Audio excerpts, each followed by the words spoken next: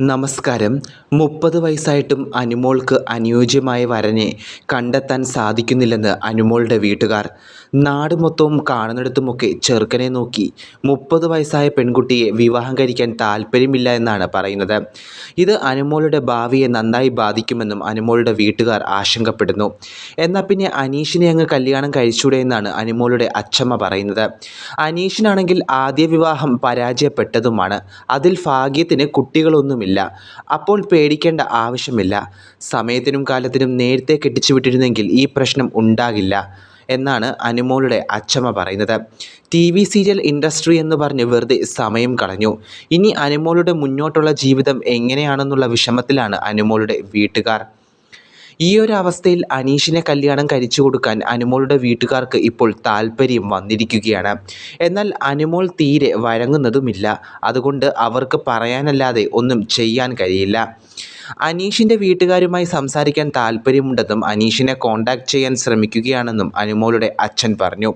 ഇതിപ്പോൾ പൊതുരംഗത്ത് വലിയ പ്രശ്നമായതാണ് അനുമോളുടെയും അനീഷിൻ്റെയും പ്രണയം. ഇതിപ്പോൾ അനീഷ് ഇങ്ങോട്ട് വന്ന പെണ്ണ് ചോദിച്ച സ്ഥിതിക്ക് കല്യാണം ആലോചിക്കാൻ യാതൊരു പ്രയാസവുമില്ലെന്നും അനുമോളുടെ അച്ഛൻ പറയുകയുണ്ടായി. അനീഷും അനുമോളും തമ്മിലുള്ള കോംബോ ബിഗ് ബോസ് വീടിന് അകത്തും പുറത്തും വലിയ ഹിറ്റാണ്. ഇരുവരും പരസ്പരം പറയാതെയും അറിയാതെയും സുഹൃത്തുക്കളായവരാണ്. അനീഷിനൊരു പ്രശ്നം വരുമ്പോൾ അനുമോളും, അനുമോൾക്കൊരു പ്രശ്നം വരുമ്പോൾ അനീഷും മറ്റാരെക്കാളും നന്നായി സപ്പോർട്ട് ചെയ്യാറുണ്ട്. ആ സ്നേഹബന്ധത്തിന് കാരണം ഇവിടെ വന്നപ്പോൾ അനുമോളോട് അനീഷിന് ക്രഷ് തോന്നിയതാണ്. ഒരു ടാസ്കിനിടയിൽ അത് അനീഷ് തുറന്നു പറയുകയും ചെയ്തിരുന്നു. ക്രഷാണ് എന്ന് പറഞ്ഞതിന് ശേഷം അനുമോളും അനീഷും ചേർന്ന് പരസ്പരം പ്രാങ്ക് ചെയ്യാറുമുണ്ട്.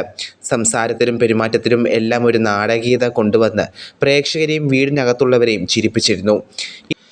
ബിഗ് ബോസിലെ അന്നത്തെ എപ്പിസോഡിൽ പുറത്തെ വരാന്തയിൽ ഊഞ്ഞാലിരുന്ന് ആടുകയായിരുന്ന അനുമോളുടെ അടുത്തേക്ക് ഒരു കപ്പ് ചായയുമായി വന്നിരുന്ന അനീഷ് സംസാരിച്ചു തുടങ്ങുന്നു.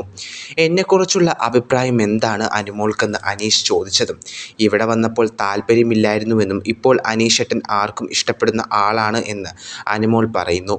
ഉടനെ വന്ന് അനീഷിൻ്റെ ചോദ്യം അങ്ങനെയാണെങ്കിൽ നമുക്ക് വിവാഹം കഴിച്ചാലോ എന്ന് കേട്ടതും അനുമോൾ എൻ്റെ അമ്മയെന്ന് പറഞ്ഞ് ഞെട്ടി. സംഭവം സീരിയസ് ആയിട്ട് തന്നെയാണ് അനീഷ് ചോദിച്ചത് എന്നും ലൈവ് കണ്ടവർക്കന്ന് മനസ്സിലായി കാണും. അനുമോൾ ഒട്ടും പ്രതീക്ഷിക്കാത്ത ഒരു ചോദ്യമായിരുന്നു അത്. പ്രാങ്ക് അല്ലേ അനീഷേട്ട, എന്നെ പ്രാങ്ക് ചെയ്യുകയല്ലേ എന്നൊക്കെ അനുമോൾ ചോദിക്കുന്നുമുണ്ട്. ചോദിച്ചതിന് മറുപടി പറയൂ എന്നായിരുന്നു അപ്പോഴും അനീഷ് പറയുന്നത്. അനീഷിൻ്റെ പെരുമാറ്റത്തിലും സംസാരത്തിലും പ്രണയം തോന്നിപ്പിക്കുന്നതായിരുന്നു നമുക്ക് കാണാം. അപ്പോൾ അനുമോൾ തൻ്റെ ചില സ്വകാര്യ വിഷയങ്ങൾ അനീഷിനോട് പറയുന്നു. എനിക്കൊരു സീരിയസ് പ്രണയബന്ധമുണ്ടായിരുന്നു. എനിക്ക് ഭയങ്കര ഇഷ്ടമായിരുന്നു അത് തകർന്നപ്പോൾ ഇനി കല്യാണമേ വേണ്ട എന്നായിരുന്നു എനിക്ക്. പക്ഷേ അച്ഛനും അമ്മയ്ക്കും ഞാൻ കല്യാണം കഴിച്ചു കാണണം എന്നാണ് ആഗ്രഹം. അവരുടെ സന്തോഷത്തിന് വേണ്ടി എനിക്കൊരു വിവാഹം കഴിക്കണം. അത് വലിയ ഗ്രാൻഡായിട്ടൊന്നും ആയിരിക്കില്ല. ഗുരുവായൂർ അമ്പലത്തിൽ വെച്ച് ലളിതമായൊരു വിവാഹമായിരിക്കും എന്നൊക്കെ അനുമോൾ പറഞ്ഞതും അനീഷ് എഴുന്നേറ്റ് പോയി. അതിനുശേഷം അനുമോളോട് അനീഷ് മിണ്ടിയതേയില്ല. അനുമോളും ആകെ ഷോക്കിലാണ്. അതിനുശേഷം ആതിരയെ വിളിച്ച് അനുമോൾ കാര്യങ്ങൾ പറയുന്നു. ആദ്യമായിട്ടാണ് എന്നോടിങ്ങനെ വിവാഹം കഴിക്കുമോ എന്നൊക്കെ ചോദിക്കുന്നത്. അത് കേൾക്കാൻ സുഖമുണ്ടായിരുന്നുവെങ്കിലും അനീഷേട്ടൻ എനിക്കൊരു സഹോദരനെ പോലെയാണ്. അനീഷേട്ടൻ എന്തിനാ ഇവിടെ വെച്ച് ചോദിച്ചത്? അയ്യോ, ലോകം മുഴുവനും കേട്ടു കാണുമല്ലോ. ഇനി 10 ദിവസം കൂടിയല്ലേ ഉള്ളായിരുന്നുള്ളൂ.